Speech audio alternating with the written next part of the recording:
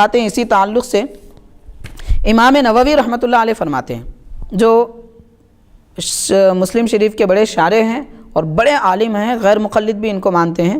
آپ فرماتے ہیں کہ حضور پاک صلی اللہ علیہ وسلم نے ان شاخوں کو قبروں پر کیوں رکھا؟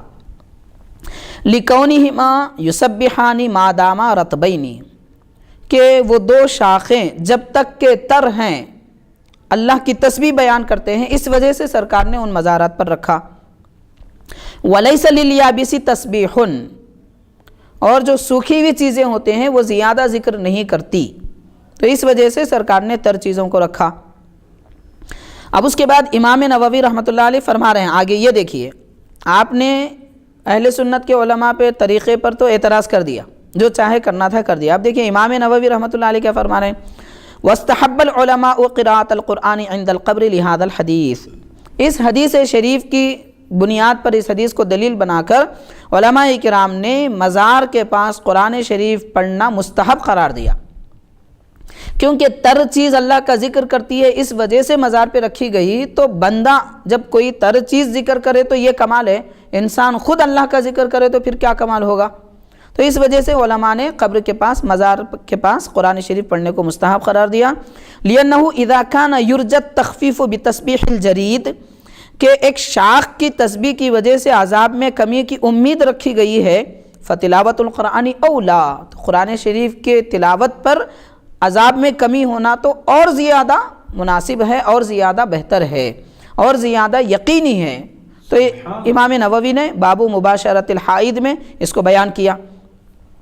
اب یہ قبر پر شاخیں رکھنے کا یہ طریقہ کسی صرف سرکار نے ایک مرتبہ نہیں کیا، احادیث شریفہ پر غور کریں گے 3 مرتبہ یہ واقعہ ہمیں ملتا ہے احادیث پاک میں۔ 2 مرتبہ صحابہ کرام کے مزار پہ رکھا گیا، اور 1 مرتبہ جو گناہگار تھے ان لوگوں کے مزارات پر، قبروں پر رکھا گیا ہے۔ تو جو نیک لوگ ہیں ان کے قبروں پر بھی سرکار نے رکھے ہیں، لیکن وہاں پر یہ وضاحت نہیں ہے کہ یہ کرتے تھے، یہ کرتے تھے، اس کا ذکر نہیں ہے۔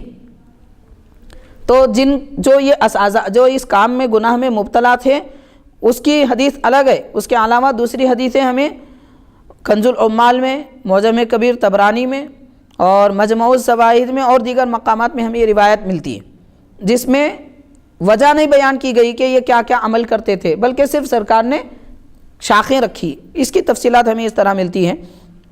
تو صحابہ کرام کا بھی اس پر عمل رہا ہے، چنانچہ خود بخاری شریف میں آتا ہے، امام بخاری نے حضرت بریدہ اسلمی رضی اللہ تعالی عنہ کی وصیت بیان فرمائی۔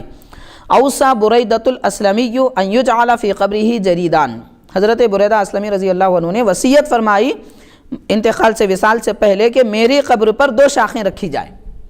یعنی سرکار نے جو چند مزارات پر رکھی تھی، حضرت بریدہ رضی اللہ تعالیٰ عنہ یہ مان رہے ہیں کہ قبروں پر یہ رکھنا چاہیے۔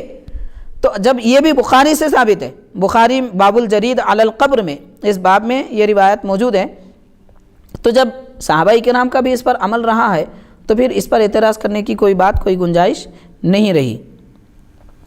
حضرت بریدہ اسلمی رضی اللہ تعالیٰ عنہ کے اس عمل کے بارے میں امام نووی رحمۃ اللہ علیہ لکھتے ہیں، فَفِيهِ أَنَّهُ رضی اللہ عنہ تبرک بفعل مثل فعل النبی صلی اللہ علیہ وسلم، یعنی حضرت بریدہ رضی اللہ تعالیٰ عنہ نے حضور پاک صلی اللہ علیہ وسلم کے طریقے، یعنی آپ کی سنت کے جیسا عمل کر کے اس سے برکت حاصل کی۔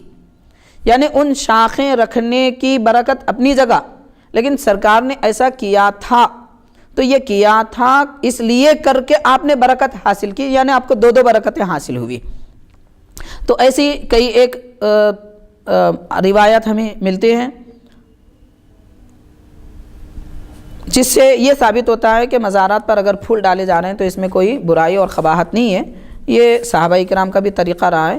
شاخیں، اگر کوئی کہتا ہے کہ شاخیں رکھی گئی تھی اور آپ پھول کیوں ڈالتے ہیں، تو یاد رکھیے کہ کم از کم آپ شاخیں تو رکھیے، پھول اگر نہیں ڈالتے ہیں تو کم از کم آپ شاخیں تو رکھیے، تاکہ سنت پر عمل ہو جائے۔